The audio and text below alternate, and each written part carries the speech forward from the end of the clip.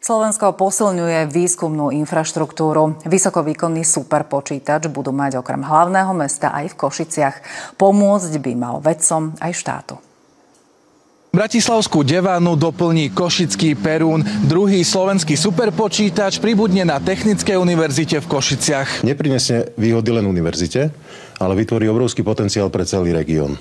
Dovolím si povedať, že prepojí vedecko-výskumné inštitúcie, prepojí priemyselných partnerov, prepojí celý ekosystém, ktorý takéto služby v budúcnosti bude využívať. Prisúbili sme k tomu regionálne, aby sme vlastne dodali aj východnému Slovensku superpočítač a vytvorili ekosystém, ktorý naďalej môže potom pomáhať v digitálnej transformácii. Superpočítač dokáže v 1 sekunde spracovať miliardy výpočtov. Urýchliť sa vďaka nemu môže vedecko-výskumná činnosť. Tie výpočty, ktoré by nevedeli oni zrealizovať, teraz už budú môcť. A najčastejšie sa to týka takých vecí, ako je DNA, alebo trebárs výskum nejakých prírodných javov, lebo to sú tak zložité veci, ktoré sa bežnými počítačmi nedajú nejakým spôsobom vyriešiť. Znamená to, že nové produkty v automobilovom priemysle, v leteckom priemysle, pri vývoji nových materiálov alebo pri zložitom simulovaní geofyzikálnych alebo fyzikálnych procesov budú dostupné prakticky hneď. Košický superpočítač bude stáť zhruba 21 miliónov eur. Financujú ho z plánu obnovy a odolnosti. Tým, že umiestňujeme superpočítač aj v Košiciach, vytvárame ekosystém